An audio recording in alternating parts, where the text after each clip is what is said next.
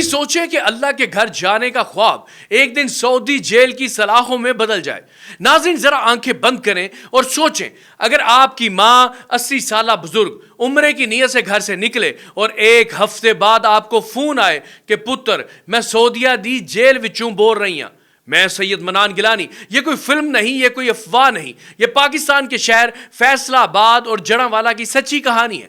ایک ایسی کہانی جس میں بزرگ خواتین بھی نہ بچ سکیں اور امام مسجد بھی نہیں۔ یہ کہانی شروع ہوتی ہے جڑاں کے ایک سادہ سے گاؤں سے۔ زیارت بی بی، انور بی بی، دونوں کی عمریں 80 سال سے زائد۔ ساتھ تھے نیر عباس اور ایک امام مسجد محمد ریاض اپنی اہلیہ شمیم بی بی کے ہمراہ۔ کہا گیا ہم آپ کو عمرہ کروائیں گے، سارا خرچ ہمارا، یہ ثواب کا کام ہے۔ یہ بندوبست کر رہا تھا ایک با اثر زمیندار صدام حسین۔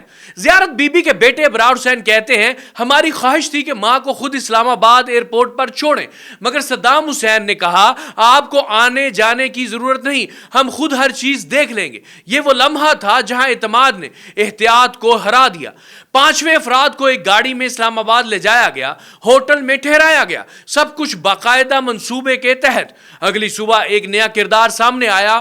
گلہان کہنے لگا 20 سال بعد اولاد ہوئی ہے، میں آپ کی خدمت کرنا چاہتا ہوں۔ نئے کپڑے، نئے جوتے اور گفٹ بیگز۔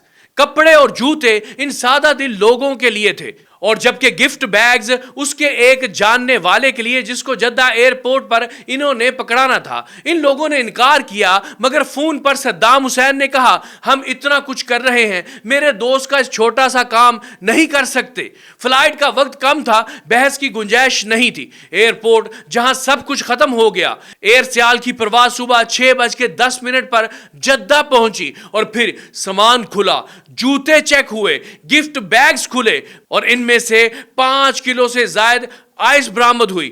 اسی لمحے عمرہ ختم اور جیل شروع۔ ایک ہفتے بعد ماں کا فون آیا، پتر میں جیل سے بول رہی ہوں۔ بیٹا کہتا ہے ہم سمجھ رہے تھے ماں خانہ کعبہ میں ہوگی، مگر وہ تو قید تھی۔ 17 فروری 2025 سعودی عدالت کا فیصلہ، 5 افراد کو 25 سال قید۔ پاکستان میں ایف آئی اے نے تحقیقات شروع کی۔ چیٹس، کال ریکارڈز، شواہد۔ صدام حسین، اسرار اللہ، گل نواز، کچھ گرفتار، کچھ ضمانت پر اور ایک اشتہاری، مگر جو سعودیہ میں سزا کاٹ رہے ہیں وہ سب بے گناہ ہیں۔ ناظرین یہ کہانی ہمیں ایک کڑوا سبق دیتی ہے، مفت عمرہ جیسی کوئی چیز نہیں۔ کبھی کسی کا بیگ، تحفہ یا سامان قبول نہ کریں، نیکی کے نام پر اندھا اعتماد نہ کریں۔